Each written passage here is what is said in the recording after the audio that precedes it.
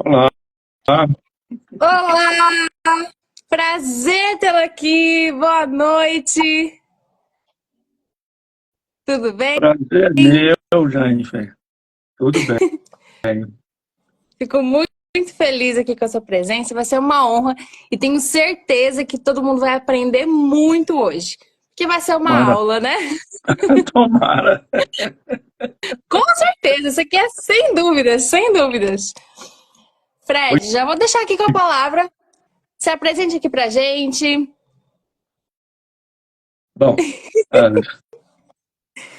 eu sou Fred Castelo Branco, falo de Teresina.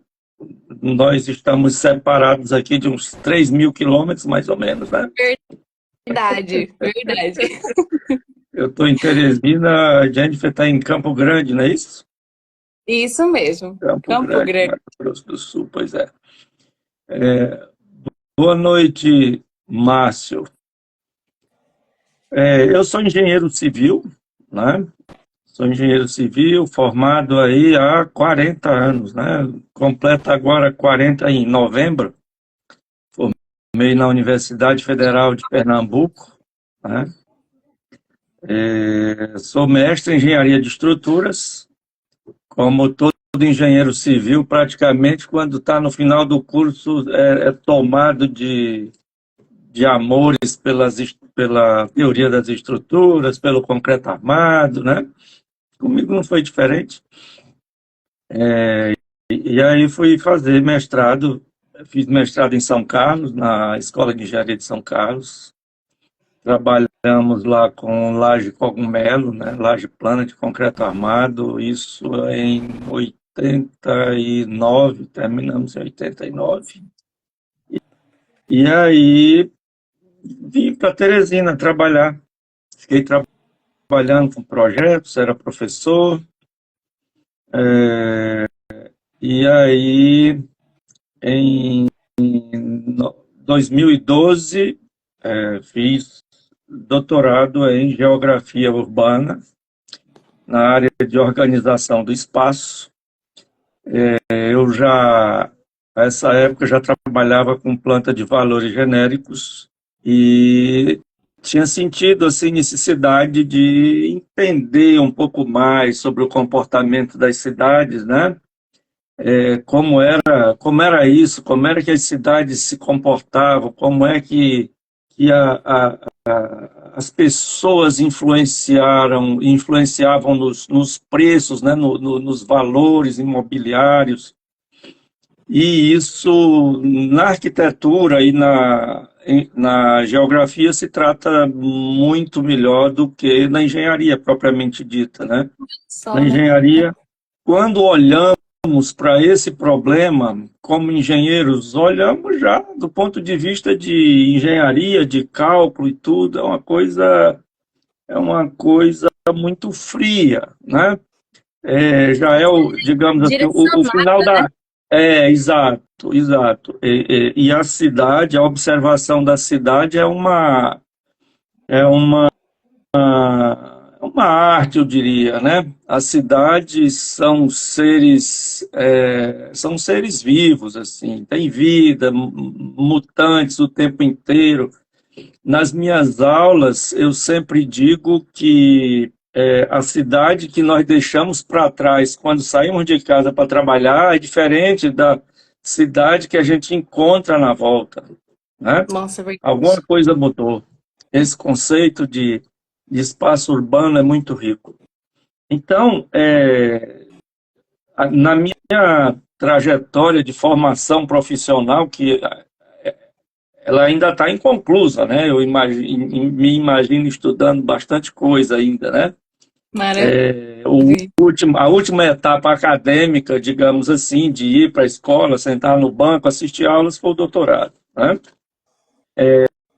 Paralelamente a isso, eu sou ainda servidor público, sou engenheiro do Tribunal Regional do Trabalho, né?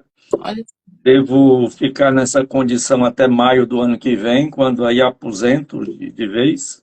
E aí vou me dedicar só à engenharia de avaliações, a algumas perícias e à literatura, espero eu. Que show! Gente, olha, então aqui você já tem a certeza que a experiência, o conhecimento vão ser passados aqui, porque não tem jeito.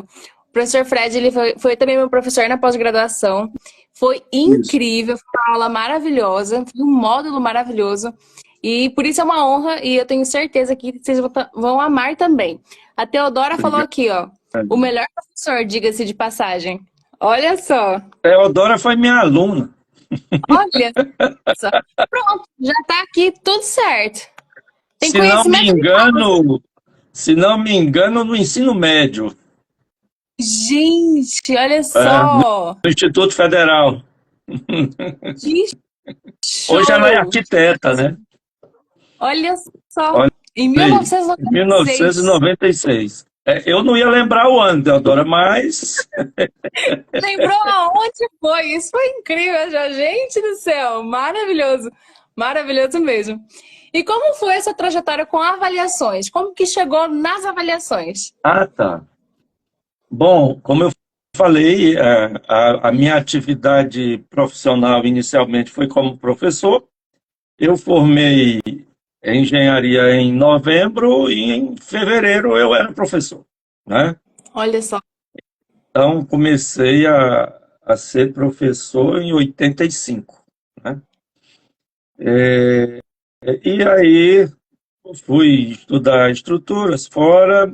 Quando eu voltei, comecei a fazer projetos de estrutura, calcular edifícios, né? Estrutura de edifícios e outras obras aí.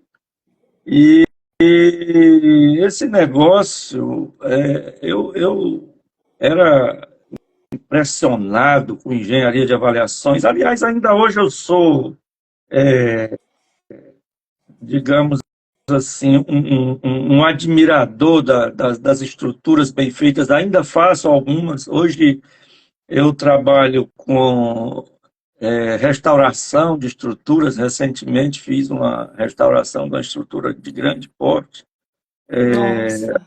Alguma coisa de patologias, de estruturas e tal. Trabalho com isso também.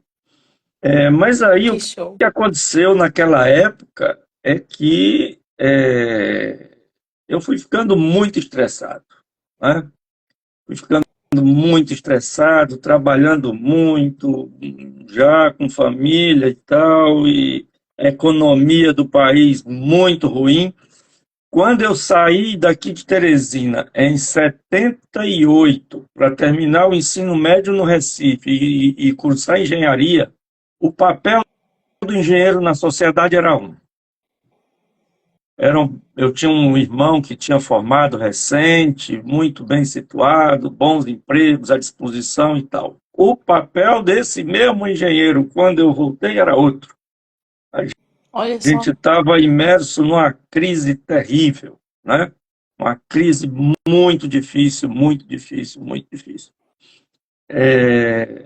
E aí aquilo foi me deixando muito estressado, muito aperreado. Chegou uma hora que eu comecei a buscar alternativas, né?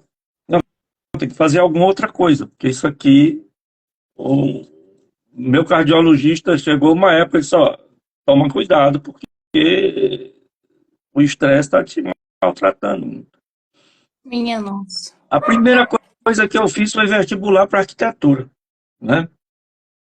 Olha Fui cursar só. arquitetura. Gente Passei do no, céu.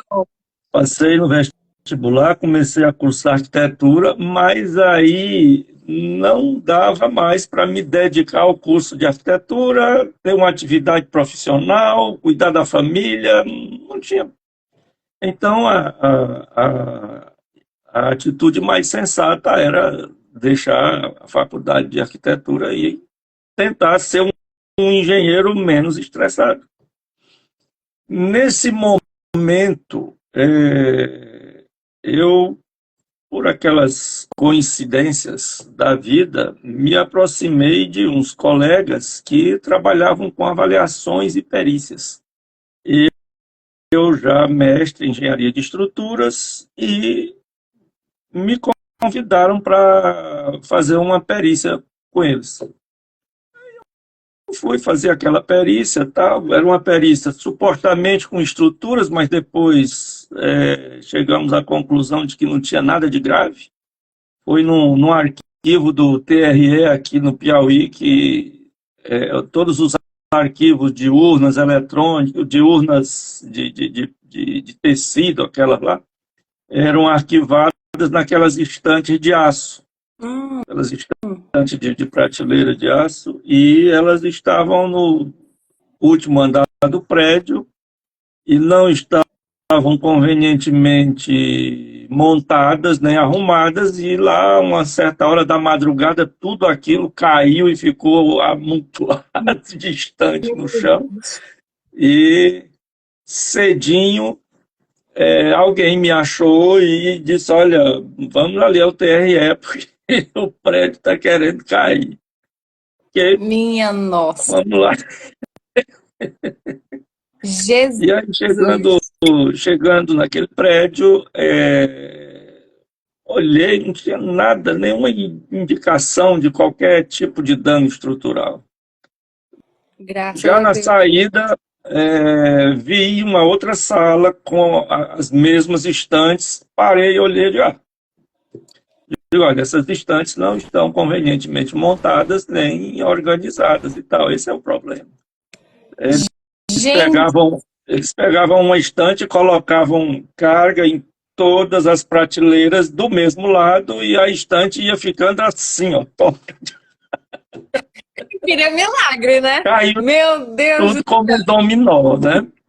Mas aí veio a parte interessante. Eu redigi um laudo para aquele negócio, e eu acho que os colegas acharam que eu sabia escrever razoavelmente bem e que poderia ser uma boa companhia para trabalhar com eles.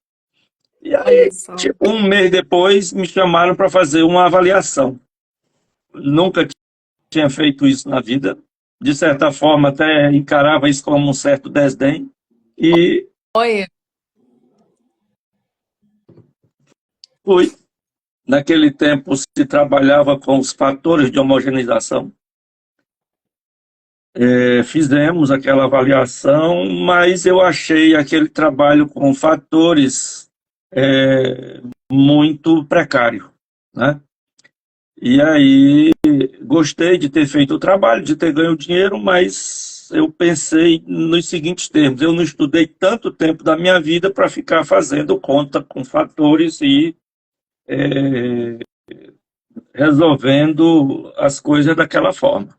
Isso era o ano de 97, um ano difícil, olha, 96, anos difíceis porque perdi pai, perdi sogra, muitas perdas pessoais, mas quando foi no final do ano, teve o 9º COBREAP, né? Congresso Brasileiro de Avaliações e Perícias, que foi em São Paulo. Ainda hoje, tenho aqui os anais. Olha só. Nono Que COBREAP. show. Pois é. Aí, fui ao COBREAP. Quando cheguei no Congresso, acho que quarta-feira de manhã, né, 8 horas, mais ou menos 8h30, isso foi num hotel ali na Avenida Ipiranga, Hotel Otton, um prédio redondo, assim, bacana. Hoje acho que é um órgão do Poder Judiciário. Entrei no auditório, estava tendo uma palestra do André Zeni, falando sobre regressão linear, sobre variáveis, tipos de variáveis e tal. Mostrou um modelo, uma equação obtida com um programa. Aí depois outras palestras do Domingos Saboia, do Rubens Dantas, do Gilson e o Jackson, que eram, na época, dois engenheiros da Petrobras, o Sérgio Que legal. Pires também. E aí eu disse, olha, eu acho que desse jeito dá certo. Né? Eu vi ali... Trouxe matemática, né? Trouxe cálculo, trouxe uma precisão. Isso, eu vi a coisa ali mais consistente, com a cientificidade que eu precisava. Né? Não à toa se estava chamando isso de metodologia científica. E aí eu disse, bom, assim dá para encarar. E aí voltei para Teresina e já em seguida me integrei ao IBAP aqui e comecei a estudar isso. Passei acho que uns 2 meses sem fazer praticamente nada além dos trabalhos como professor e como engenheiro numa empresa do Estado. E comecei a estudar aquilo e dali saíram os meus primeiros modelos, que hoje me dão vergonha. Né? Vamos ser muito honestos. Né? Meu Deus! Mas isso é bom, porque a gente olha, então, porque avançou, né? Foi evoluindo, então é bom pois começar, isso. Né? Hoje me causa uma certa vergonha, mas era preciso começar. Né? Era preciso começar e eu achava incrível como as pessoas conseguiam confiar em mim naquela época. Que eu, né? Enfim. Aí depois a gente fez um curso com o Chulipa, né? O Chulipa veio aqui fazer um curso sobre PGV. Acho que no mesmo ano, logo depois do congresso. Né? E depois disso eu não tive muito tempo mais para pensar, porque as coisas começaram a acontecer assim de uma maneira muito rápida, né? Acho que uns 6 meses depois... Escolheu mesmo ali, né? A avaliação, experiências te puxaram. Você falou, não, vou ficar ali. Foi de novo, você vem aqui. E, que incrível! Paralelamente a isso, teve uma outra coisa que foi o seguinte, uma empresa começou a me contratar para fazer trabalhos e um dia ele me telefonou lá, o diretor da empresa, e pediu que eu fosse fazer uma vistoria num apartamento que estava sendo recebido de volta pela construtora. E aí eu fui lá, comecei a conversar com a corretora. E ela estava indo depois daquilo para a faculdade, estava jantando ali um sanduíche. Aí eu perguntei como é que estava o mercado de corretagem. Nesse tempo, aqui em Teresina, estava começando a acelerar um processo de verticalização. E naquele dia eu constatei que os corretores eram muito mais bem pagos do que eu. Tem uma coisa complicada. Lembro que na noite que eu fui fazer essa vistoria, tinha um pedido de proposta de preço para calcular um edifício. Eu disse, eu não vou mais fazer. E não fui mais fazer. Né? Projeto, olha só. Fazer projeto de estruturas, pegar o projeto de arquitetura, lançar a estrutura, calcular para começar uma construção, nunca mais eu fiz. Isso tem 25 anos, mais ou menos. Olha só. Daí para cá só avaliações e perícias. Que show! E foi uma coisa que realmente te chamou, te puxou e permaneceu, né? Gente do céu! E realmente o projeto, eu sou arquiteta, então eu sempre faço questão também de projetos, né? Tanto arquitetônicos, interiores, móveis planejados. E entrei nessa área de avaliações e perícias, né? E que eu tô apaixonada, completamente apaixonada. Eu amo muito fazer projeto, mas o tempo que a gente investe ali para fazer um bom projeto, para você conseguir atender ali os clientes, é um tempo que ele não é remunerado de forma certa. Não é justo com a gente, né? Não é. Então é uma coisa que eu Tem um filho que formou em arquitetura, hoje está estudando medicina. Deixou a arquitetura. Olha só. E eu realmente amo o projeto, eu gosto muito mesmo. Mas é um caminho que a gente tem que estar ali persistindo e tem resultado, mas é um caminho um pouco mais desgastante, né? Enquanto meio as ingrato, eu avaliações... diria. Isso é verdade. É verdade. E as avaliações, eu vi uma coisa que você precisa muito, muito ir atrás, estudar muito. É uma coisa que sempre se atualiza. Não dá pra, aprendi isso aqui, basta. Não tem como. Porque o Não mercado funciona muda assim. toda hora. Não funciona assim.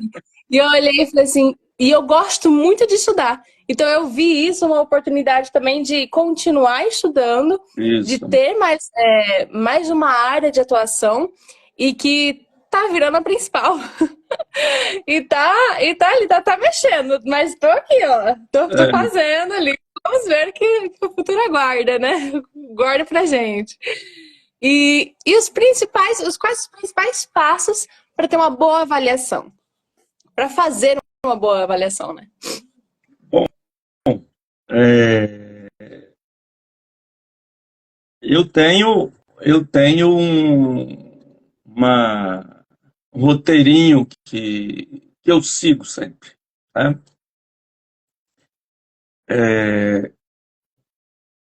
A nossa norma começa a tratar de avaliação pela vistoria, né? Vistoria. Eu começo a tratar as avaliações pela cidade, né? Começa a traçar. Ó, os amigos aparecendo aí, Hernani Melo Freitas, um abraço, meu irmão. Tem o Já mandou? Márcio Medeiros, diz que é apaixonado por avaliações de perícia. São muitos, meu amigo. Então, olha só, eu começo a análise pela cidade, né? Porque, embora a gente chame essa área do conhecimento como engenharia de avaliações, né? Eu sempre digo que o mercado imobiliário não é as análises do mercado imobiliário, digamos assim, da modelagem, isso não é um problema de engenharia, isso é um problema social, né? Isso é um problema social. Você tem soluções via engenharia, você tem análises via engenharia, mas esse problema ele é social. O que move uma pessoa a comprar um imóvel são questões sociais, são questões familiares, são questões domésticas, são questões do ciclo de amizade das pessoas, né? E nas aulas de PGV, nós tratamos muito de uma questão que é a questão do marketing imobiliário, né? O marketing imobiliário, as motivações que ele tenta levar para as pessoas são muito nesse sentido do merecimento, né? Você subiu na vida, você cresceu, você formou, você tem emprego, agora você merece morar em tal lugar, né? Você merece ter um apartamento em tal edifício, você merece ter uma casa no Alphaville, não sei o que lá. Então, é verdade. Essas questões, embora aparentem ser nada a ver, né, elas têm tudo a ver. Certo? Elas têm tudo a ver. O Milton Santos, que é um geógrafo brasileiro muito premiado, né? Você deve ter lido Milton Santos na arquitetura, lá no urbanismo, né? O Milton Santos, ele tem um conceito para localização que eu acho fabuloso, né? A gente sempre fica pensando na hora da modelagem em achar uma posição para chamar de localização. Né? A gente fica procurando coordenadas de um ponto para achar uma localização. Não é assim que funciona. Não é assim que funciona. A definição de localização do Milton Santos é o seguinte, olha, a localização ela depende do vetor de interesses dirigido para um determinado ponto. Ou seja, a localização boa ou ruim é aquela que tem mais ou menos interesses dirigidos para ela. Perfeito. Né? A localização é função do interesse. Então, essas nuances da cidade, de interesses, de segregação de pessoas no espaço urbano, né, de classes sociais, a gente só vai entender se a gente partir para análises urbanas mesmo. Né? Se a gente não estudar, se a gente não estudar urbanismo, não estudar geografia, a gente não vai entender isso, não adianta. Por isso que é muito importante, quando for fazer também uma avaliação, conhecer esse mercado, né?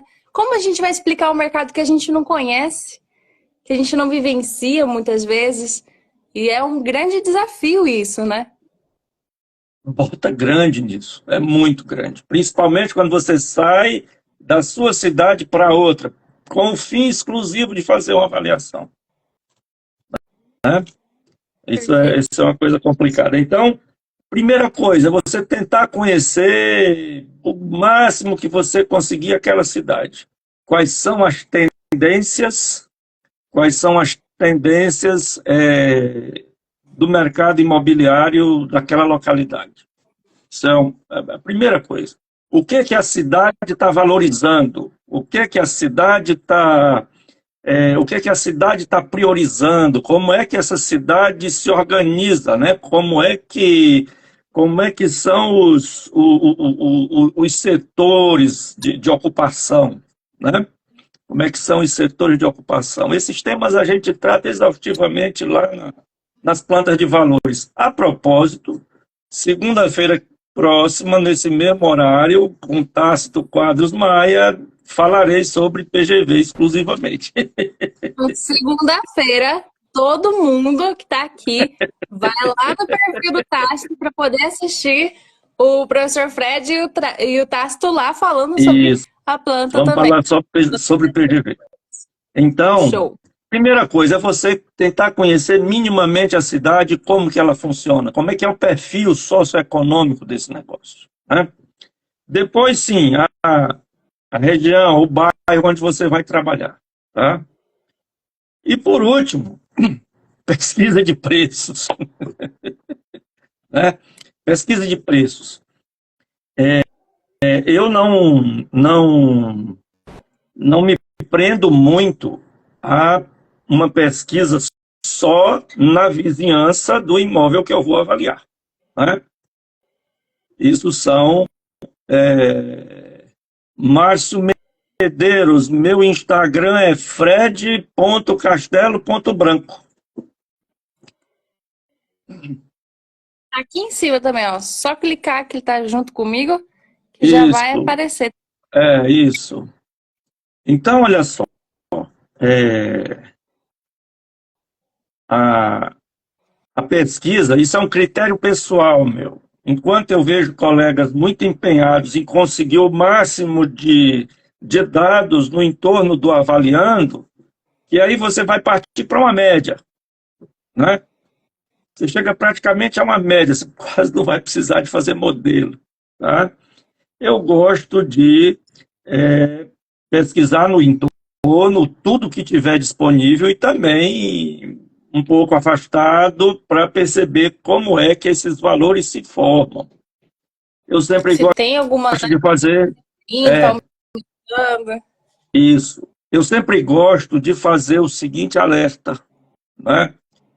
O seguinte alerta: nós, engenheiros de avaliações, não nossa atividade principal não é avaliar imóveis. A nossa atividade principal é a obtenção de modelos capazes de explicar a formação dos preços. Perfeito. Isso é a nossa tarefa, que eu reputo assim como a mais nobre, a mais enriquecedora. Feito isso, você avalia qualquer um, né? Feito isso, você avalia qualquer um. Mas a tarefa que eu chamo de engrandecedora, né, da pessoa, do avaliador, é a obtenção de bons modelos, certo? E aí, ó, nessa pesquisa, feita essa pesquisa e essa compreensão da cidade, aí sim vem a parte da modelagem. Na modelagem tem uma questão que a mim incomoda muito, né? A mim incomoda muito e eu insisto nesse tema sempre que eu posso, sempre que eu tenho espaço para isso. Qual é? A adequada escolha das variáveis. A adequada escolha das variáveis. Eu recebi um laudo um dia desse aí numa perícia para fazer uma contestação. Achei estranho isso. Uma pessoa se colocou lá no laudo que era engenheiro, especialista nisso, especialista não sei mais o que, doutor e não sei mais o que e tal. E o cara me põe lá um modelo com 3 variáveis que não representava muito bem. eu fiquei... porque aquele negócio, primeiro, variável frente do lote. Olha, isso pode ser uma variável importante, né? Pode ser uma variável importante. Só que junto com essa tinha área do lote. A maioria dos nossos lotes são retangulares e a área do lote é o produto da frente pela profundidade. Portanto, essa variável aqui, ou essa linha de matriz, essa coluna de matriz é uma combinação linear dessa com outra. Esse determinante é problemático, isso não dá certo. Né? E pode dar uma alta correlação ali depois nos resultados. Altíssima. No caso dele, deu 99,999. O programa deu um alerta e ele deixou. Nossa, aí não tem como, né, gente? Aí já. Entendeu? E a terceira variável é valorização imobiliária. Então, ele criou uma variável tipo código alocado, que já é a última prioridade da norma, né? Na ordem de priorização de variáveis da nossa norma NBR 14653, parte 2, já diz lá a última na escala de prioridade é código alocado. Né? E tem que estar muito escrita, né? Porque é uma coisa que é fácil de contestação, né? Principalmente para quando for É fácil de contestação e fácil de manobrar com ela. Que é pior. Né? Então, aí, o que acontece? O cara botou lá as categorias na variável. Zona de alta valorização, zona de média valorização e zona de baixa valorização. Sem sequer indicar no mapa da cidade onde estavam essas áreas. Nossa. Ele ia lá, coletava um dado, olhava para o céu e dizia, acho que isso aqui é baixa valorização, não, isso aqui é de alta. Não é assim. De acordo com a fonte da minha cabeça. Meu Deus do céu. Não é assim que funciona. Usa 2, usa 3 dicotômicas, pelo amor de Deus, e resolve o problema decentemente. Então, olha, eu falei aí coisas que se deve fazer e coisas que não se deve fazer. Né? Depois, a modelagem, né? Você vai lá, aí depois desse momento, aí a estatística. Né? E a estatística, a gente tem lá na norma aqueles critérios de validação de modelos. tá? Uhum. Então, nas discussões que a gente está fazendo na elaboração da norma de planta de valores, se está muito preocupado com essa questão da validação dos modelos, e uma das orientações é que você deixa uma parte da amostra para fazer a verificação de aderência desse modelo aos dados do mercado, né?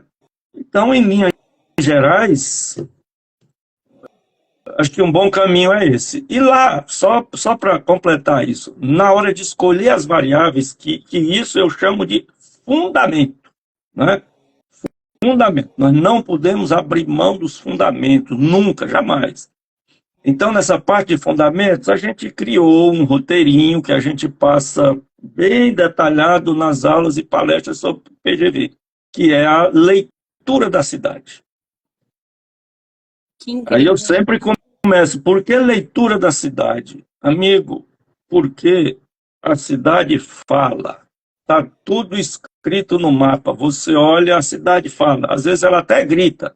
Às vezes as coisas são tão inquestionáveis assim que são gritos, né? É verdade. Então, é verdade. Esse roteirinho de leitura da cidade eu sempre passo, porque se você nunca foi no lugar, se você não conhece, tenta seguir aqueles passos que estão ali, que eu acho que você vai conseguir fazer alguma coisa, pelo menos meia boca. Muito bom. E isso me lembra, até comentei com o professor o Leonardo Coimbra, que a gente fez uma live aqui também, que dessa leitura da cidade, eu estava fazendo uma avaliação e eu fui percebendo a questão dos parcelamentos ali, né? Tinha o bairro e diversos parcelamentos, e era bem no limite ali, né, da zona do perímetro urbano. E aí eu fui olhar, eu queria encontrar, porque tinham muitos imóveis, assim, muitos imóveis parecidos. Sim. Então, muitos dados parecidos. Então, eu tinha que encontrar alguma coisa que pudesse explicar a diferença de valores entre eles. E utilizei também a distância de um polo valorizante que tinha ali, que conseguiria amarrar bem esse aí, e foi muito bom, inclusive. Só que outra coisa que fez fechar ali o meu modelo, eu fui percebendo a etapa que foi criada cada parcelamento, porque era tudo meio recente, mas tinha uma idade diferente. Sequência. Uma sequência. Então eu criei uma variável que mostrasse isso e ela funcionou e fechou meu modelo. Então foi entender como estava se comportando aquilo ali, aquela criação, aquela sequência, para conseguir fechar esse modelo. E ela foi imprescindível. E aí que entra de entender o que o mercado fala, o que a cidade fala. Exatamente. Eu acho que é uma das coisinhas do caminho, né? De pouquinho em pouquinho tá indo. E eu acho isso fantástico, porque são coisas assim que a gente tem que olhar e falar assim, nossa, o que será que dá para explicar melhor isso aqui, né? Jennifer, e isso é uma coisa, isso não é complicado de entender, né? Isso não é complicado de entender. E à medida que você vai percebendo, você vai entendendo essas coisas,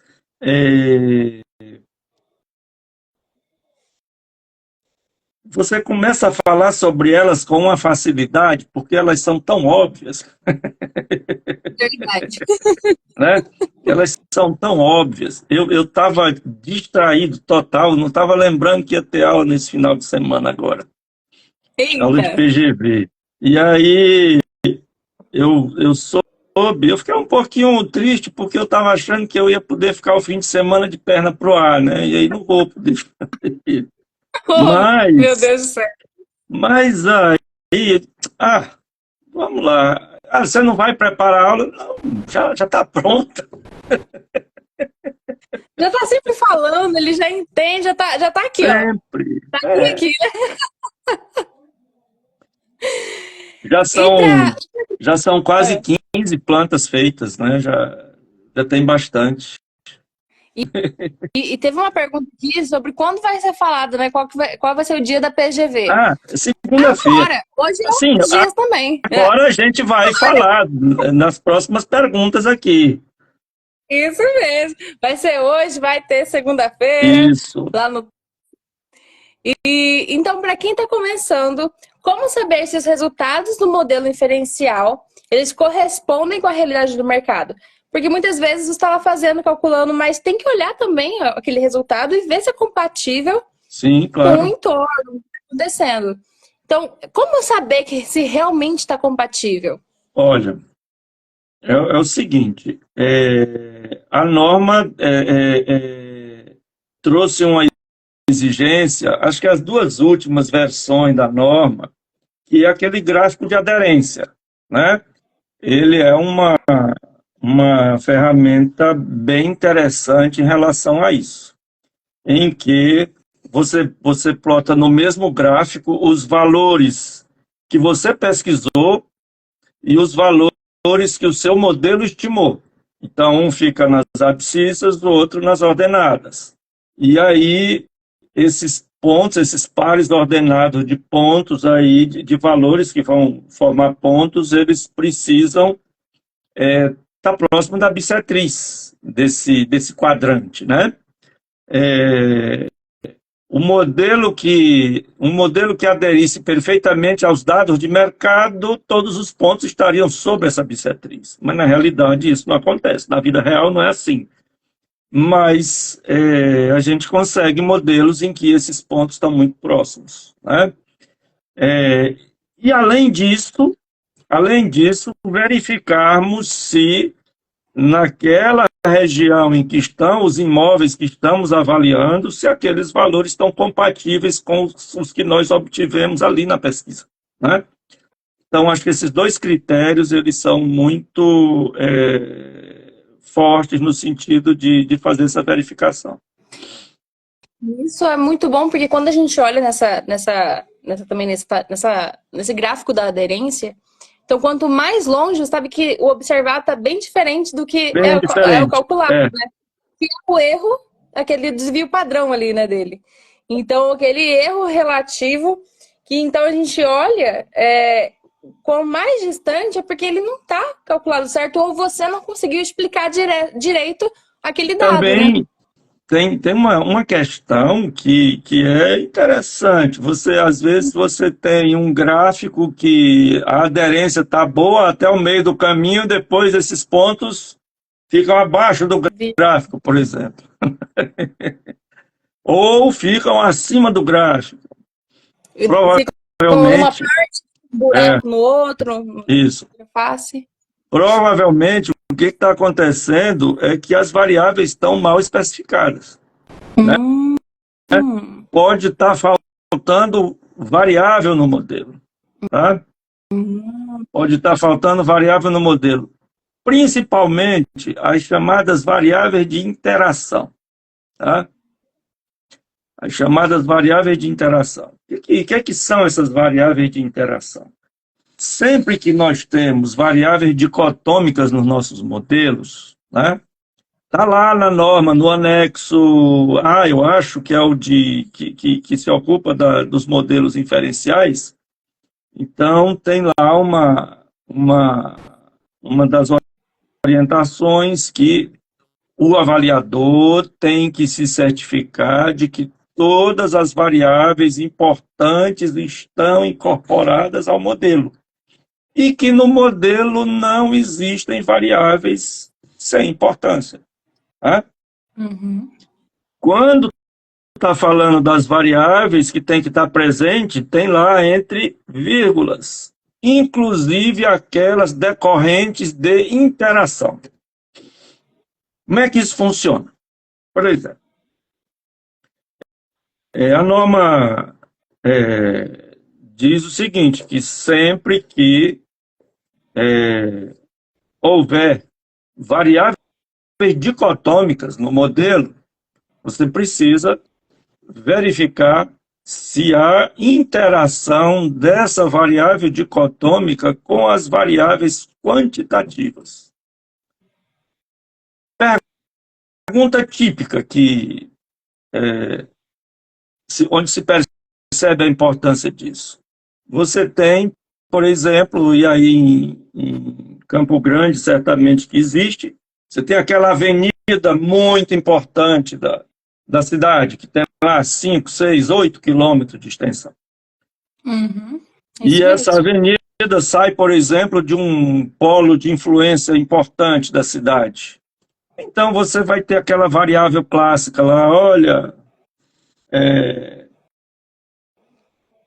os preços dependem da distância do imóvel a esse polo de influência, ou seja, à medida que eu me afasto desse polo de influência, meus preços devem cair.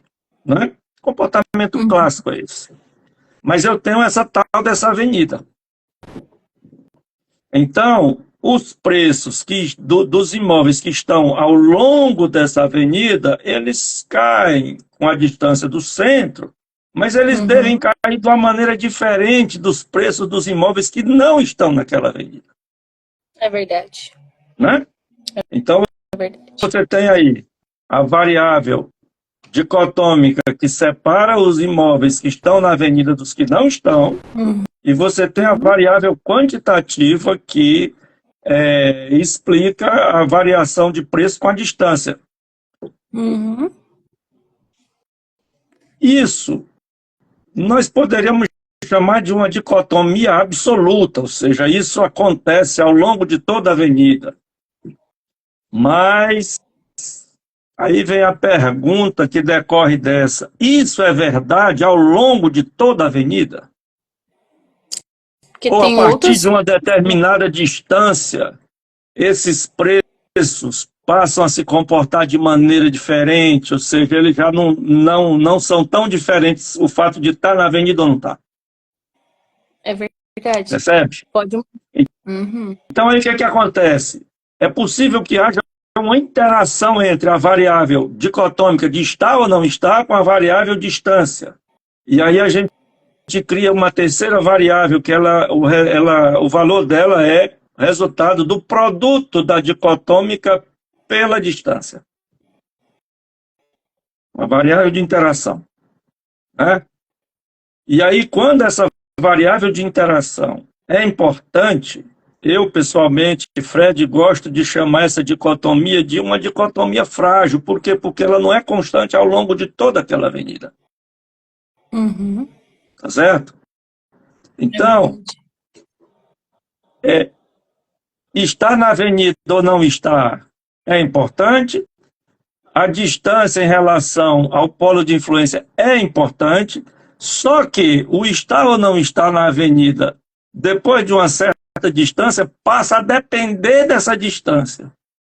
Talvez mais do que estar na avenida ou não estar. É como se comprovasse ou aumentasse o poder de explicação daquelas variáveis, trazendo E do modelo. Uma consequência imediata disso. A sua estatística F cresce muito. Que aumenta o poder de explicação. Perfeito. Né? Perfeito. Essa questão da interação entre variáveis, quando se trata de PGV, ela é fundamental. Porque senão você não vai conseguir muito diferenciar preços de um bairro para outro, de uma região para outra.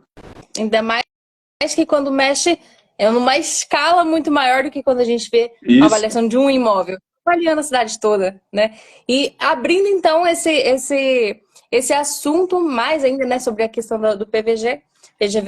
Então, a planta genérica de valores, ela é uma boa base também para consulta? Pode ser e pode não ser. A de Teresina não presta, porque a de Teresina tem 20 anos. Tem que estar renovando, né? A de Teresina não presta, a de Porto Alegre eu acho que também não, né? E de muitas outras cidades. Sabe por quê? Porque as cidades, a política da cidade, ela não gosta de mexer com isso. porque, via de regra, isso implica num certo aumento de tributos, né? Então, Verdade. vão deixando aí, vai ficando, vai ficando, vai ficando, vai ficando, né? E como tem lá uma brecha, um escape que diz, olha, você pode reajustar os valores da PGV pelo IPCA, tá? Então, anualmente, você vai lá e corrige aquilo pelo IPCA e fica aquela sensação de que você corrigiu, que você atualizou, o que não é verdade.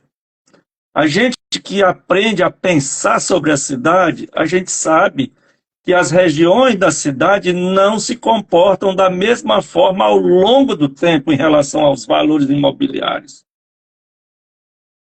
Né? Não se comportam da mesma forma. A gente começa a ver que bairros vizinhos, às vezes, têm comportamentos totalmente diferentes. E se você quiser ver o tamanho desse problema, basta fazer um plano diretor novo e mudar a lei de uso e ocupação do solo. Eita, que aí mexe muita coisa, hein? Aí vai, hein? Né? É verdade, é verdade. Então, Então, isso é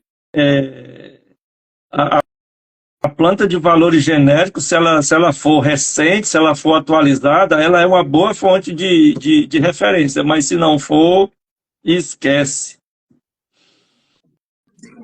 então entra essa dificuldade, né? Porque é, o município ainda utiliza essa planta para questão, né, de PTU, Sim, para muitas sim, coisas. claro. É. E mexendo nisso, vai mexer no bolso de uma galera. Então, tem esses. É uma coisa que é socioeconômica também, né? Então, você vai Sim, mexer com tudo. totalmente.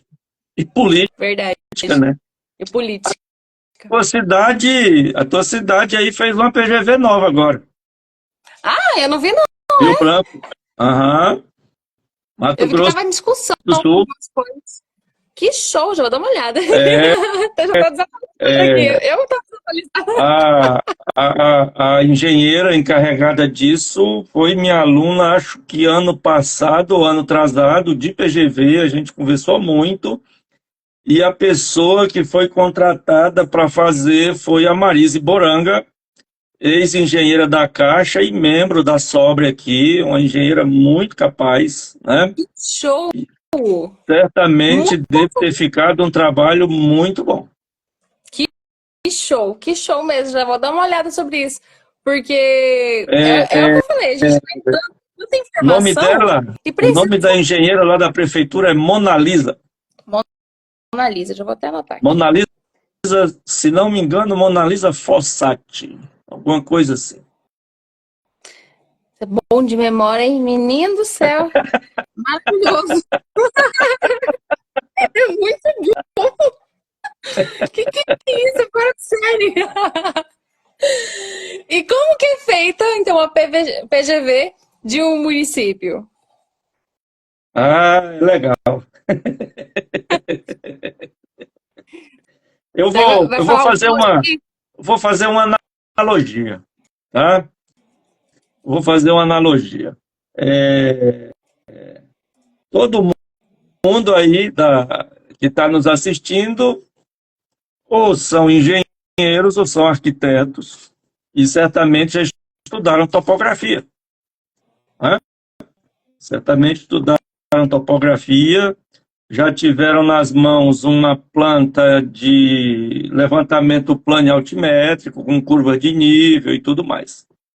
Bom, quando você está fazendo um levantamento desse plano altimétrico com os equipamentos existentes hoje, então o que é que você tem? Você tem aquela planta, aquele espaço é georreferenciado, né?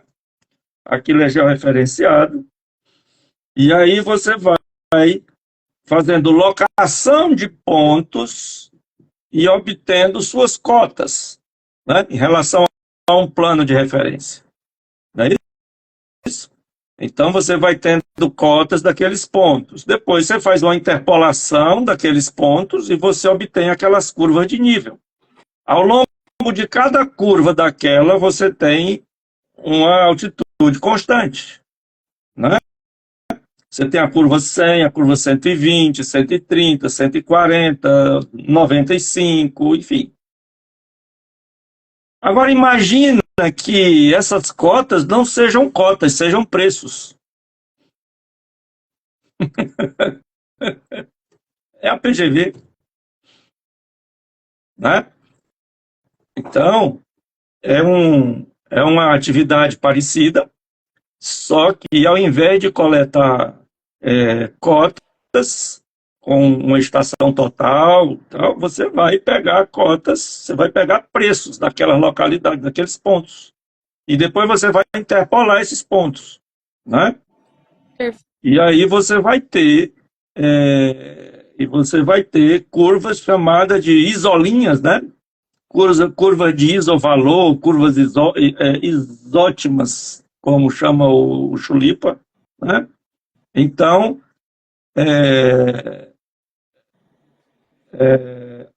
Aleph Albuquerque é um colega nosso de uma cidade que eu fiz a PGV recentemente.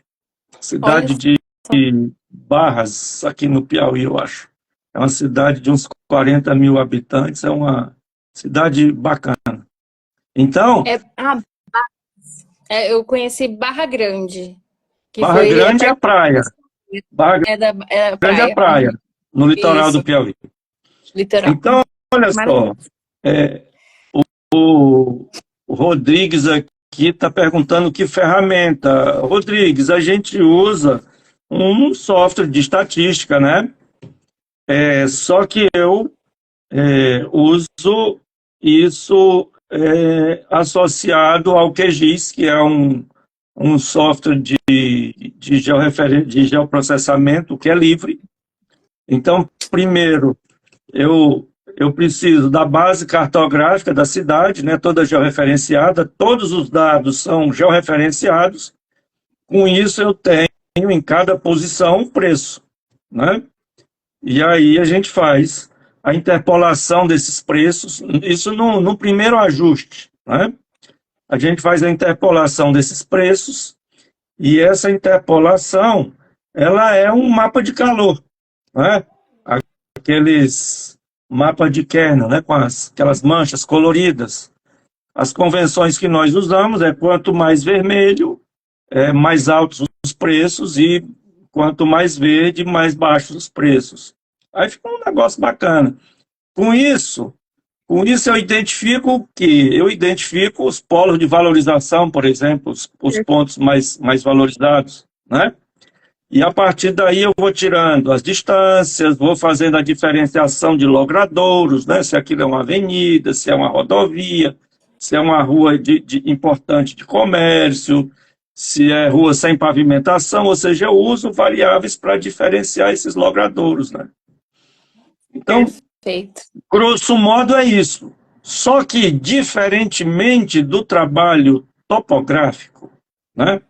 Quando a gente faz o trabalho topográfico, a gente não se preocupa, por exemplo, com o traçado da cidade. Temos as cotas, fazemos a interpolação e... né? Só que, já te respondo, André, só que no caso das cidades, quando nós estamos tratando de preços, aí nós temos um arruamento, né?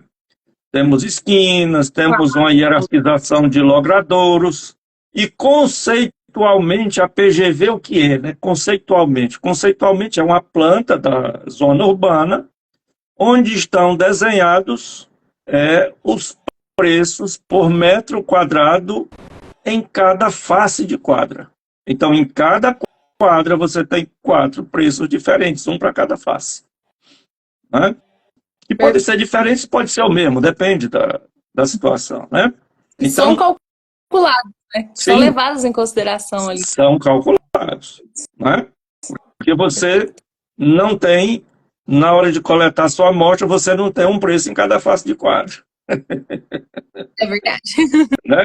Você não tem um preço em cada face de quadro. Mas conceitualmente é isso. Né? André Gelli foi meu aluno em algum lugar aí, numa pós-DS, eu acho, né? Recentemente. Junto comigo, lá na Elite Pós. Pronto. Eu não esqueço os nomes. Assim. Muito bom, gente. Eu tô aqui chocada. Ai, meu Deus, memória de Jesus. Muito bom mesmo. Esses valores saem dos valores venais já existentes e são atualizados. Na realidade, André Gelli, com a PGV, nós estamos estimando os novos valores venais. Uma nova avaliação, né? Olha, exatamente. Olha, está respondendo aqui, exatamente na Elite Pós. Isso mesmo. Tá certo? Então, da PGV saem os novos valores venais, o que vai vigir daí para frente. Perfeito. E e para os cálculos, a elaboração do PGV, ele precisa de equipe, ou a contratação é por etapas, ou específica para cada finalidade? Por exemplo, o município te contrata a equipe. A coisa tem funcionado mais ou menos assim. Antigamente, eu fazia uma PGV sozinho, a minha mulher, que é engenheira também, meu filho, que é arquiteto, nós resolvemos cidade de 230 mil habitantes desse jeito. Olha só. Agora, hoje, o que acontece? E isso era uma mão de obra danada, porque eu tinha que viajar muito para a cidade, né? Tinha que ir muito e tal. Hoje não. Hoje nós temos uma parceria bacana com uma empresa de geoprocessamento. Então, o contrato da PGV ele tem saído no bojo de um pacote de serviços para o município. Né? E aí é feita primeiro uma base cartográfica, né, a partir de imagens de um voo de drone. Então, se faz esse voo, faz o processamento das imagens, né? É feito um processamento de imagens. Do processamento de imagens se gera curva de nível. Dessa curva de nível, e aí eu já peço que também já venha desenhado na base cartográfica. Esse levantamento que a gente faz, ele já é meio que cadastral também. Porque desenha a base cartográfica, já faz desenho de lotes, já faz desenho da projeção das edificações, tá? E aí eu peço que já venha a hierarquização dos logradouros feitas, ou seja, já vem indicado se é uma avenida, se é uma rua, se tem pavimentação asfáltica, se tem pavimentação poliédrica, se não tem pavimentação, tá? Perfeito. E isso é muito fácil de fazer por conta da qualidade da definição das imagens que se usa. Se trabalha com definição de imagem de 5 centímetros. Nossa! Então, você vê tudo. É incrível! Né? Caramba! Muito incrível! Você só precisa ter uma maquininha que tem uma boa capacidade para processar essas imagens, mas é tranquilo. E aí a pergunta que a Thaisa está fazendo, não foi a Thaisa não, foi alguém antes dela que perguntou de onde vinham esses valores, né? O André. Esses valores, eles vêm da agora, porque aí o que acontece? O pessoal que vai para campo fazer o voo, eles já fazem a pesquisa de mercado também, né? Então, os dados da amostra já vêm georreferenciados, então já vem área, já vem posição no logradouro, já vem preço, já vem o contato, vem uma ficha cadastral dele. Né? Tanto o que foi efetivamente pago, né, o de transação, quanto de oferta? Quanto de oferta. Né? Legal. Então, hoje, eu faço planta que eu nem vou na cidade. Que show. Que show. Né? E assim, às vezes, uma cidade como a cidade do Aleph aí, por exemplo, se eu não tiver outra coisa para fazer, entre o voo e a entrega da planta é um mês, no máximo. Que Né? Pois é. Então, e os valores vêm do quê? Os valores são esses valores coletados na pesquisa, né? E a gente sempre trabalha com preços unitários, né? Uhum.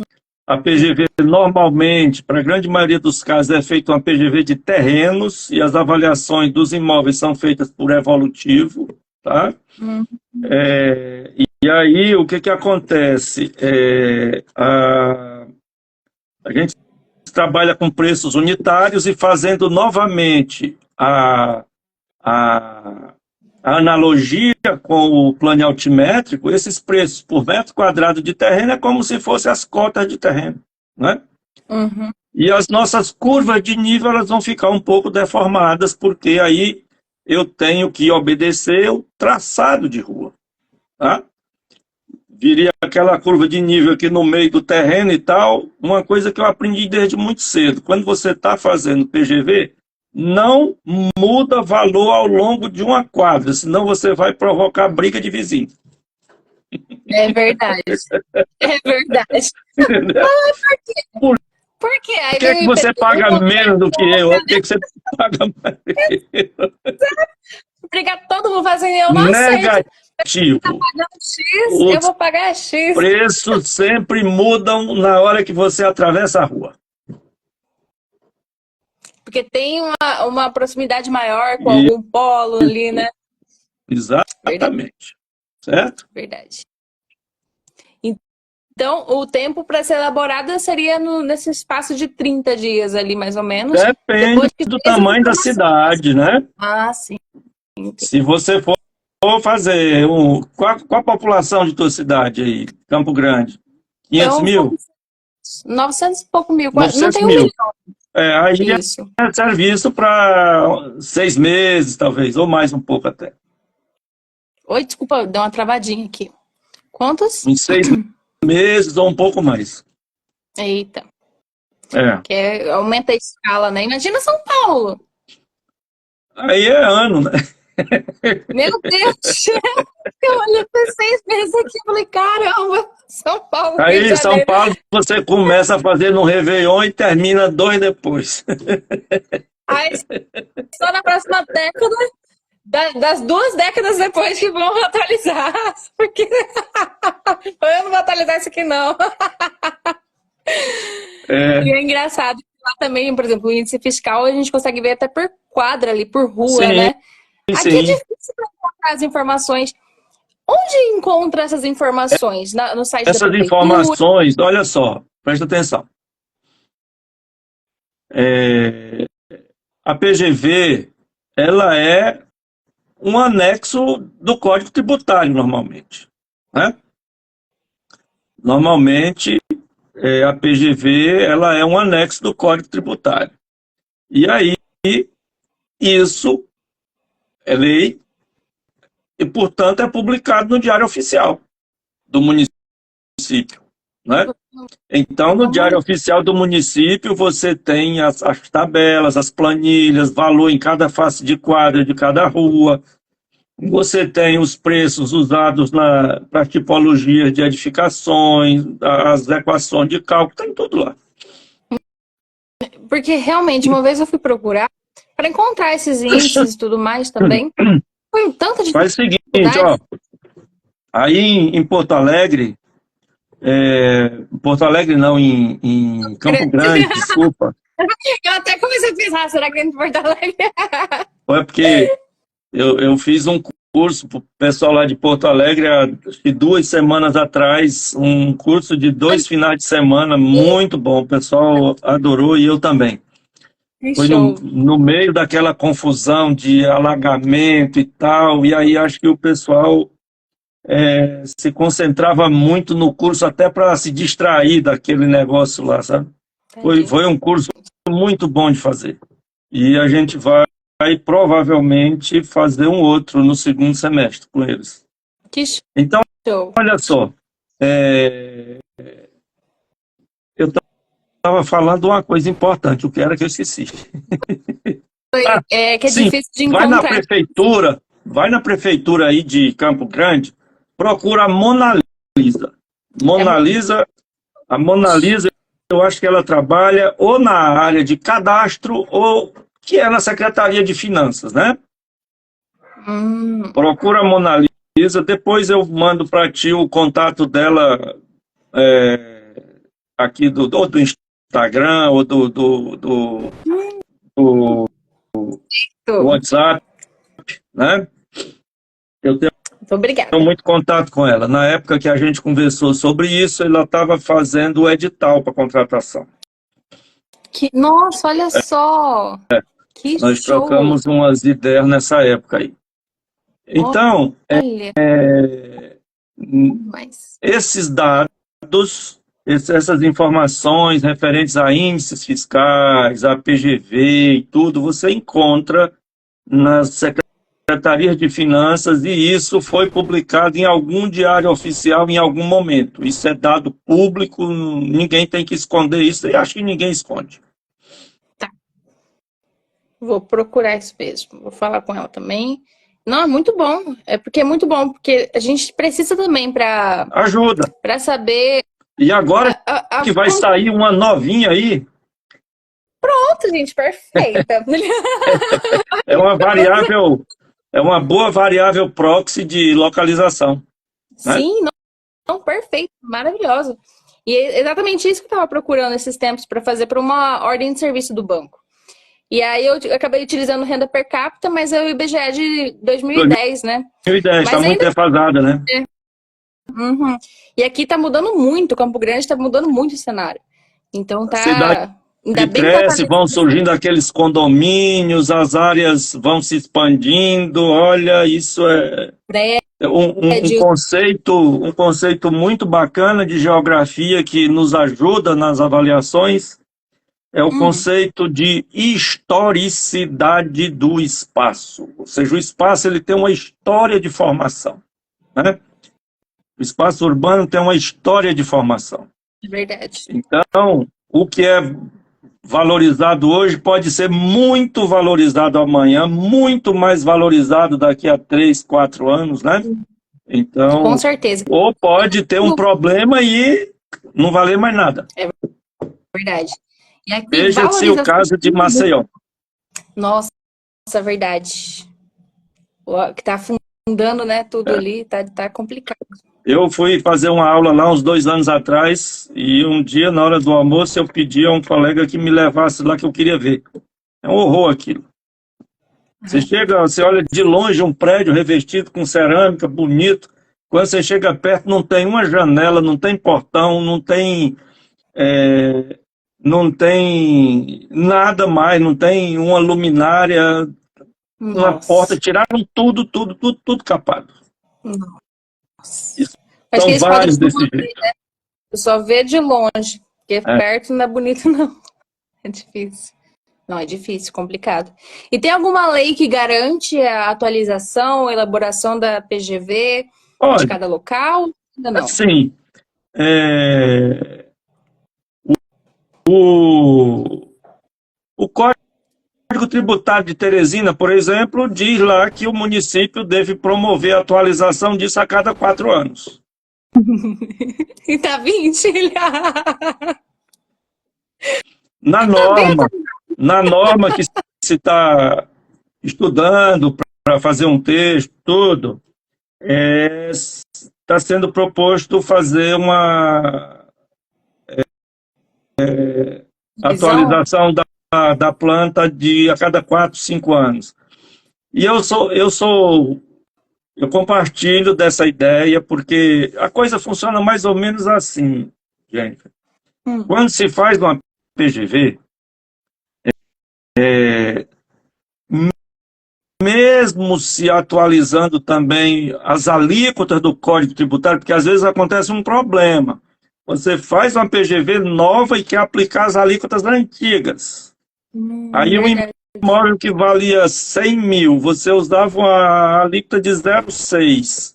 Aí o imóvel vai valer 800 mil. Você quer aplicar a mesma alíquota de 0,6, não vai dar certo.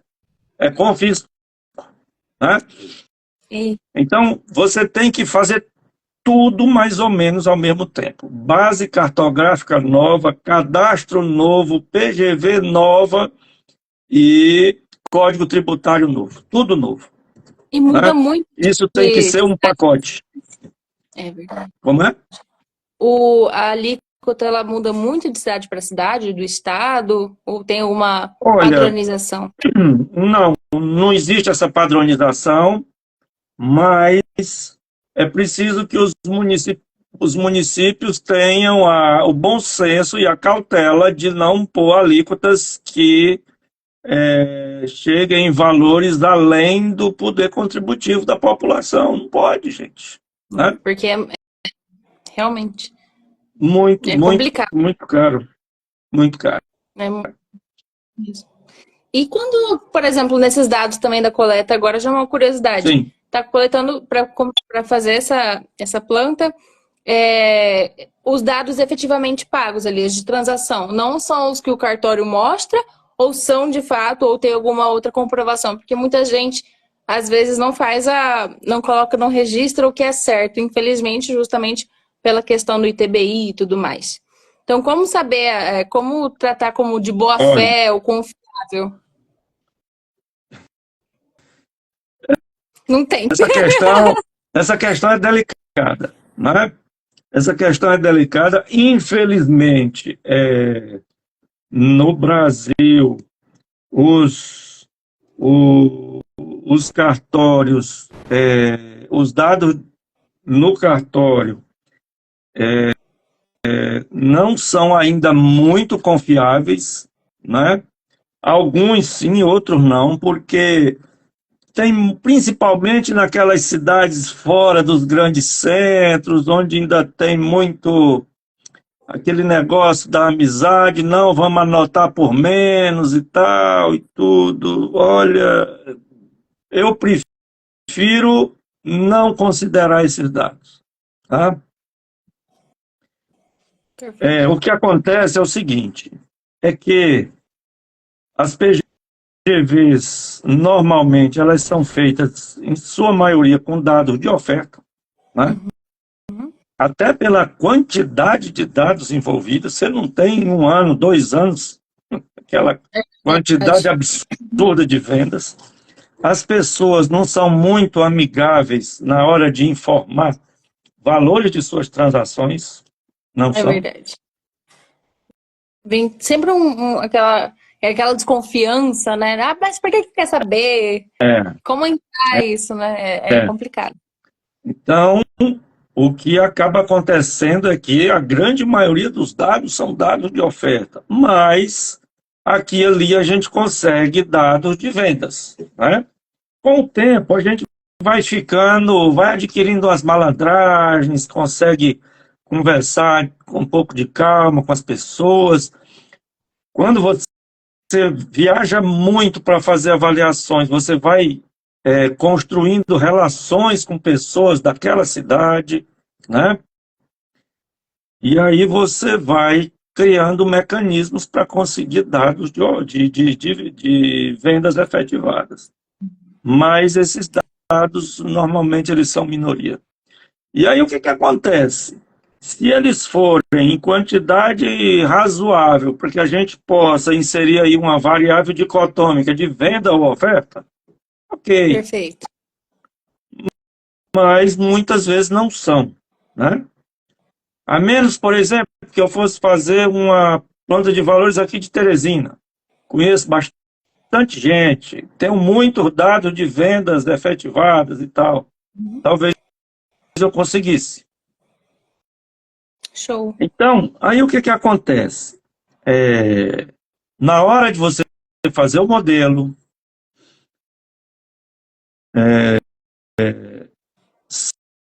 sempre tem a questão das transformações de variáveis, né? Transformação de variáveis são um aspecto extremamente interessante da modelagem. Transformação de variável não é um, não é um, como é que eu diria? não é uma graça, uma fortuna que você tem. Não, a transformação de variável é uma necessidade para você tornar um modelo linear. Por quê? Porque você está trabalhando com regressão linear clássica.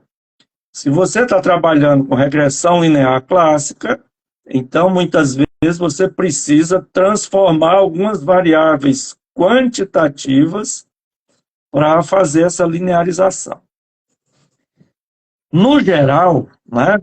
No geral, o que que eu faço e várias outras pessoas fazem, pessoas que eu, por exemplo, confio e acredito no que fazem. Então, nós trabalhamos com a transformação da variável explicada para logaritmo neperiano, né? E isso tem uma explicação, né? Tem uma razão para isso. Suportando melhor, vai aderindo mais ali no modelo. É que é o seguinte, se você pegar os preços unitários de uma amostra e traçar um histograma, esse seu histograma, muito provavelmente, ele vai ser assimétrico para o começo. Verdade. Né? Ele vai ser assimétrico. Se você transformar esses preços unitários para logaritmo neperiano dos preços, esse histograma tende a ficar simétrico. Né? Então, essa é a razão de se fazer essa transformação de preços unitários para logaritmo neperiano dos preços unitários. Aí tem uma questão que muita gente evita, diz, mas aí vai dar 3 resultados. Bom, Sim. Vai dar média, mediana e moda. Né? Exato. Vai dar média, mediana e moda. Se você tiver indicação de que deve trabalhar de forma mais conservadora, trabalha com a moda, que vai ser o menor dos 3 valores. E é o valor que geralmente o exemplo já mostra ali direto, né? Isso. Se não, você trabalha com a mediana, que é normalmente a mais representativa do amostra. Que é o que está no centro ali, né? Isso. Um ou dois no meio ali, dos dados, né? Se não, você trabalha com a média, né? Senão você trabalha com a média. O professor Norberto, lá da Universidade Federal de Santa Catarina, que é um sobreano e está sempre nos nossos eventos com alguns alunos dele e tal. O professor Norberto, ele escreveu um artigo junto com o Drube, que é um outro colega nosso, sobre essa questão. Porque, se não estou enganado, alguém, numa avaliação, numa perícia, um advogado fez uma petição para o juiz e disse, eu queria pedir que o senhor mandasse o perito fazer a avaliação usando como preço a média, porque está prejudicando o meu cliente. O perito tinha feito, a estimativa usou a moda, aí o advogado olhou, não, faça com a média. Aí o juiz mandou. Aí a parte lá, o perito questionou. E aí parece que foram atrás de uma consultoria, o professor Norberto apareceu no cenário, ele disse, olha, todos os 3 resultados estão corretos. São 3 medidas estatísticas, média, mediana e moda, os 3 estão corretos. O que se precisa ver é o que é mais adequado a cada situação. Então, eu tenho, assim, por prática, se eu estou trabalhando com uma amostra que tem uma preponderância de ofertas, eu trabalho com a moda. Né? A moda, porque a frequência é um valor maior. menor. Né? Se eu estou trabalhando com uma amostra equilibrada e eu sei que aquilo vai dar discussão, depois vai ter negociação, trabalho com a mediana. né? Muito bom. É isso aí. E a média, eu tenho um pouquinho assim de uma restrição, mas aí pelo também que eu tava vendo, porque tanto os professores, né, mas também pelo que eu leio, porque são dois extremos. Às vezes É você coloca ali dados que não estão ajudando muito, então aquilo vai isso. influenciar muito também no É, seu resultado, né? é. Então geralmente é uma coisa que eu já Quando a nem. gente já- trabalha sem fazer essa transformação, média, mediana e moda são o mesmo valor, né? sim, ou uma inversa, ou uma Isso. linear, né? Então você consegue ter um Eu valor só. normalmente não trabalho com deformação ou com transformação para inversa, né? Eu normalmente não uso isso. Não, E não tenho, tem e, motivo, e ou tenho não. uma, uma orientação interessante nesse sentido, né? O que acontece? O resultado dos nossos modelos são intervalos de confiança, né? Uhum, São intervalos de confiança lá com 80% de chance de confiança lá uhum. do valor estar ali naquele intervalo.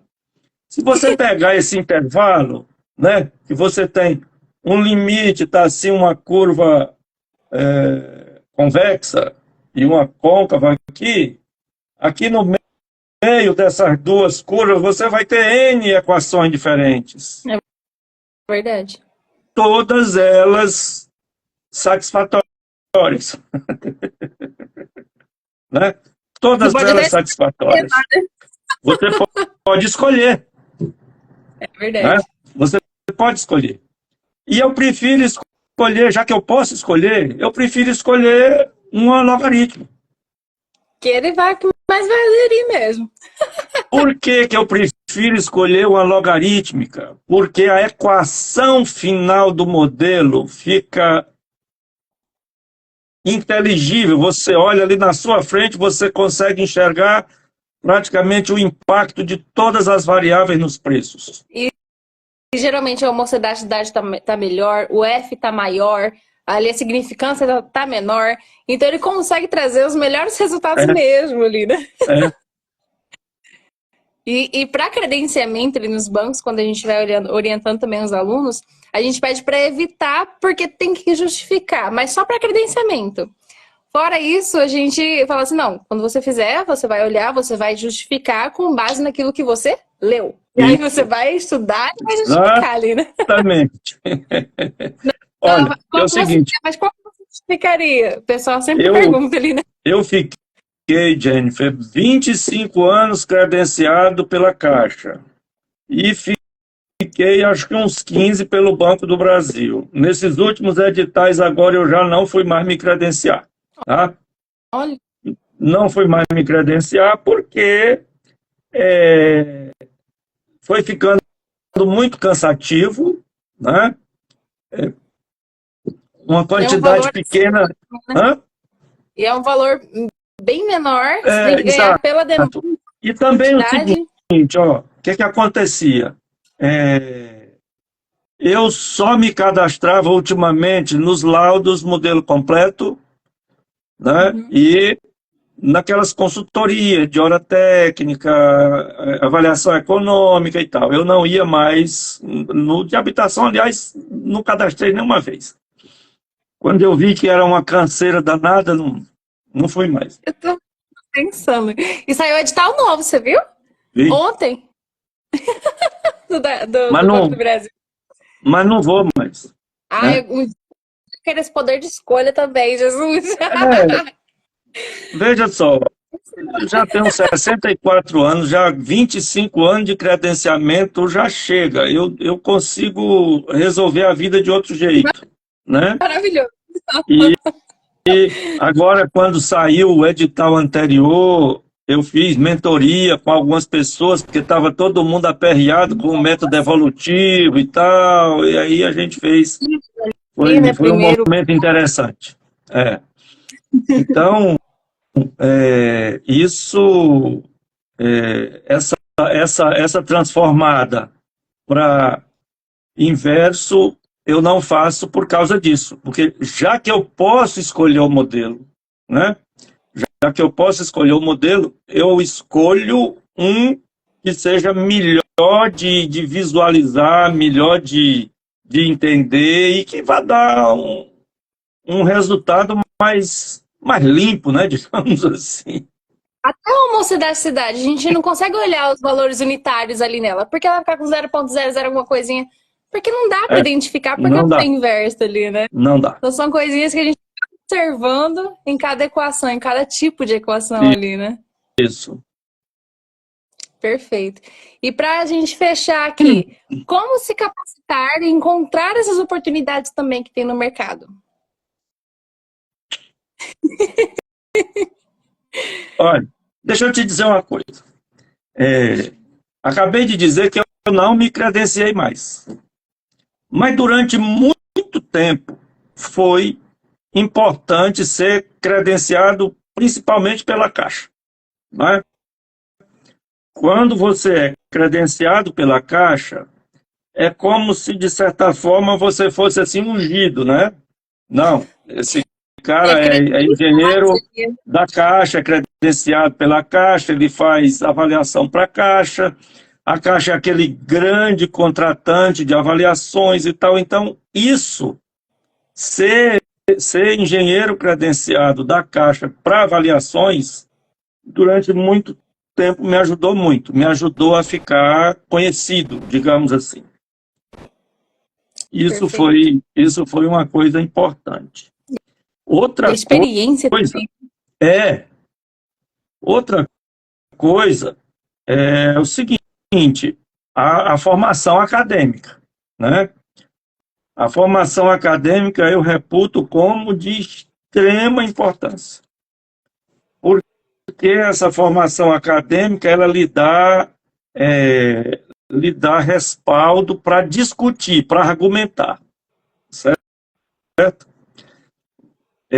Hoje, por exemplo, eu faço alguns trabalhos que praticamente cada trabalho é uma monografia, porque muitas vezes são trabalhos que têm um nível de complexidade grande, em que você está discutindo questões muito, ao mesmo tempo, sutis e relevantes, em que você tem que ser convincente, você tem que convencer advogado, você tem que convencer juiz, né? Então, a formação acadêmica eu reputo como uma coisa assim fundamental. Você tentar estabelecer parcerias duradouras com escritórios de advocacia, por exemplo, porque não é só perícia, são trabalhos de clientes desses advogados, né? São inventários que tem que fazer, E que às vezes perícias. No judicial também, né? No âmbito judicial também, né? E aí o que acontece? Quando você faz grandes trabalhos como, digamos, assistente técnico de uma parte, eu prefiro 1000 vezes ser assistente técnico do que ser perito. Tá? Eu tenho muito mais liberdade como assistente do que como perito. Quando você consegue fazer grandes trabalhos como assistente técnico, o seu trabalho ganha visibilidade do juiz, do pessoal do fórum, dos outros advogados, né? Eu tive a oportunidade de trabalhar como assistente técnico em grandes perícias, assim. Perícia do aeroporto, da obra do Aeroporto Internacional de São Raimundo Nonato, que fica lá na Serra da Capivara, da obra do Porto de Luiz Correia aqui, e da adutora do Sudeste, que é uma adutora que era para trazer água de Pernambuco, do Rio São Francisco, para molhar uma parte do Piauí aqui. Então, eu participei dessas 3 perícias, elas me deram muita visibilidade. Tive a oportunidade de trabalhar com advogados de escritórios de Brasília, de São Paulo, que vinham para cá representando partes envolvidas no processo. Então, essa construção de relações com o pessoal do mundo jurídico, ela é muito importante. Não podemos esquecer que a nossa, digamos, a macro denominação do nosso ramo é engenharia legal, né? É verdade. Engenharia legal. Então, aparece muito problema com desapropriação, divórcio, né? Inventário. Nossa, como tem. Então, Servidão. isso, servidões. Eu digo sempre o seguinte: uma vez me perguntaram o que a gente precisa fazer, aliás, quando termina, quando se dá por concluída a formação de um perito. Eu disse, no dia que ele morre. Verdade. E No cada dia que ele dia, morre. cada perícia é um desafio, né? Cada avaliação é um É desafio. um Não dá para falar, desafio. mas eu aceito, tranquilo.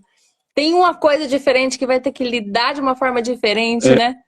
Um dia, numa dessas discussões, uma pessoa me perguntou: se você tivesse que dizer para um aspirante a perito, digamos assim, uma coisa que ele não pode deixar de estudar, eu disse, língua portuguesa. Verdade. Não pode.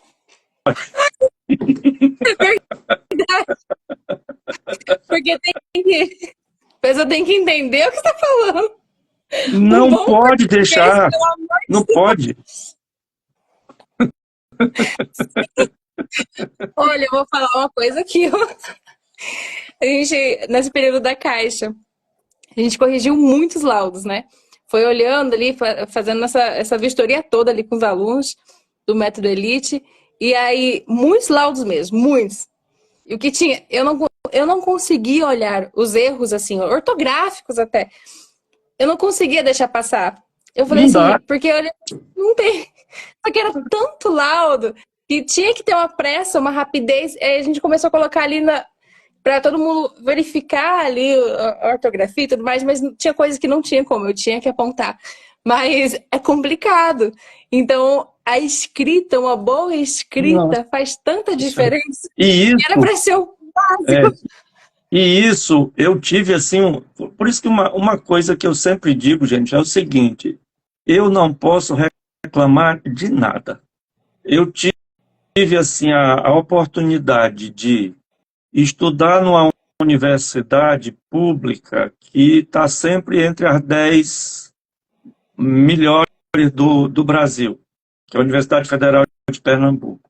Eu tive a oportunidade de fazer doutorado na melhor, que é a USP. Aliás, mestrado. Tive a oportunidade de fazer doutorado aí na quarta ou quinta, que é a Unesp.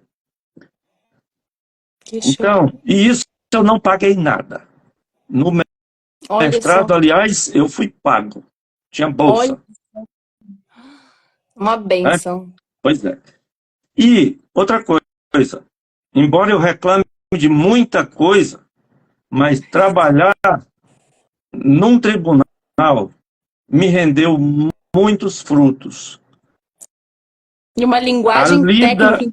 A lida Né? diária com processos. Nossa. E como o meu emprego é de engenheiro, e eu vivi todo o período de implantação e interiorização do tribunal aqui no estado, de construir a sede própria do tribunal, que é um prédio de 22 mil metros quadrados, né? O maior edifício em área construída que tem aqui em Teresina, uma coisa imensa. E eu vi que essa obra durou, acho que, 12 anos, né? Então, aquele negócio de contestação de empreiteira, medição, conversar com advogado, discutir, ir para a AGU, ir para a Justiça Federal e tal. Então, isso não teve preço, né? Isso não teve preço. E assim, com uma certa autoridade, eu digo sempre isso. Se tem uma coisa que o aspirante a perito não pode abrir mão, é estudar língua portuguesa para se comunicar medianamente. Perfeito, perfeito. E é tão importante que a gente precisa entender a linguagem técnica, mas também de passar de uma forma que todos possam entender. né? Quando você Então, está como perito, quando você está como perito, você funciona como olhos e ouvidos do juiz. A sua responsabilidade é muito grande. Eu, é às mesmo. às vezes eu vejo o pessoal diz, olha, são chances assim magníficas, você vai ser nomeado, aí eu já fico pensando, coitado, porque uma uma das coisas que o jovem perito tem que aprender a lidar, você sabe com o que é? Com a Hum, contestação de seus laudos. nossa. Preparar e Entendeu? ter base para falar, eu sei o que eu fiz, imagina, eita. Ou Uma assumiu algum erro, né? contestação de seus laudos. Eita. Tiro por mim, quando eu estou como assistente técnico, de uma parte eu sou um assistente extremamente chato, vou atrás de tudo que é fragilidade que tem ali. Afinal de contas, eu estou defendendo um lado, É verdade. mas também, se o perito me der espaço, porque normalmente a gente vai para uma segunda rodada de perícia, Eita. o juiz chama o perito, diz, olha, eu recebi isso aqui, te manifesta aí. Aí muitas vezes o que acontece é que o perito já dá uma ligada, cara, vamos conversar sobre isso, vamos conversar. Então aí eu sou extremamente compreensivo, generoso, atencioso e tal, né? Chamo o outro assistente da outra parte, vamos conversar todo mundo junto, vamos tentar construir um consenso aqui, né? Deixar bem claro, a gente precisa deixar bem claro que a briga não é nossa, É né? verdade, né? É A verdade. briga não é nossa. A briga não é minha, nem daquele colega que está como perito, nem daquele outro colega que está como assistente. É verdade. Nós É estamos o ali. óbvio que precisa ser falado. Como é? É o óbvio que precisa ser Precisa falado. ser falado. Você não Não, precisa brigar com o perito, você não precisa brigar com o assistente técnico. A briga não é sua. Você está ali para ajudar, né? perfeito. Você está ali para ajudar. Você está ali para botar luz em cima de uma mancha escura ou de interesses escuros. É verdade. É verdade. Perfeito. Perfeito mesmo. Olha, foi uma aula. Eu tenho certeza que todo mundo aqui, eu anotei. Eu tô aqui anotando, Mas, real. olha, Foi incrível. Eu tenho certeza que todo mundo que participou aqui dessa live e tá saindo aqui com muitos insights, conhecimento. E ó, a Carla falou aqui, ó. Parabéns e muito obrigada ô por esse papo. Carla, Vocês são obrigado. ótimos. Foi um prazer. Apareça nas outras. Isso mesmo. Toda quarta-feira também tem aqui Isso, a live. Na segunda-feira o professor Fred vai estar lá de novo, isso. só que lá no Um taço, Tasto, né? é, isso. E aí, falando Segue a também, gente né? aí no Instagram, que de vez em quando a gente tá falando alguma coisa. E é muito bom. E fica o convite para outras vezes, outros bate-papos aqui, porque muita coisa boa para a gente falar, né? Tem Obrigada muita, mesmo. tem muita. Outros temas, perícias, inspeção predial, de avaliações de outras coisas, desapropriações, né? Desapropriação tem muita coisa, meu Deus do céu. Já temos aqui várias lives marcadas. Olha só aqui, entrou uma criatura aqui que eu gosto muito. A arquiteta Loide Macedo Souza. Olha Foi, só. foi minha orientanda de TCC. Olha Ela que é show. formada em geoprocessamento, né? Ela é formada em geoprocessamento e em arquitetura. É uma criatura extremamente inteligente e preparada. Que E fez show. um trabalho que eu uso sempre nas minhas aulas até hoje. Um mapa de calor bacana sobre os preços de terreno aqui em Teresina para uma amostra de mais de 800 dados. Olha isso. Mais de 800 Isso, dados. 813 dados, para ser mais preciso. Jesus abençoado. Um dia eu chego lá. Maravilhosa. Parabéns, de verdade. E parabéns também, né, para o senhor, que com certeza foi um divisor aí de águas na vida dela. Com certeza. Olha, eu gosto muito dessa criatura, gente boa demais. Hoje Show. ela, hoje ela é, acho que mais arquiteta do que tecnóloga em geoprocessamento e tem uma filhinha já, acho que deve estar com perto de 2 anos, eu acho, casada com um rapaz que eu acho que ele é corretor de imóveis, Olha uma, só, um casal muito responsável, muito bacana, eu gosto muito deles. que show. Já tá aqui toda a sua apresentação, Lloyd. Prazer. Maravilhoso. Muito bom mesmo. Obrigada novamente. Opa, Pelo seu tempo, né, por ter disponibilizado essa aula maravilhosa. E o convite para as próximas para a gente estar agendando. E é isso, obrigada ô, mesmo. Jennifer, muito obrigado pelo convite. Falar de engenharia de avaliações é uma das coisas assim mais prazerosas que eu acho, né? Às vezes as pessoas dizem, "Ah, mas a gente não te vê por aí na noite, e tudo." É raro realmente, porque eu fico muito tempo estudando, fazendo esse tipo de atividade aqui, fazendo aulas final de semana, porque não é uma coisa trabalhosa para mim isso, né? Não é uma coisa trabalhosa.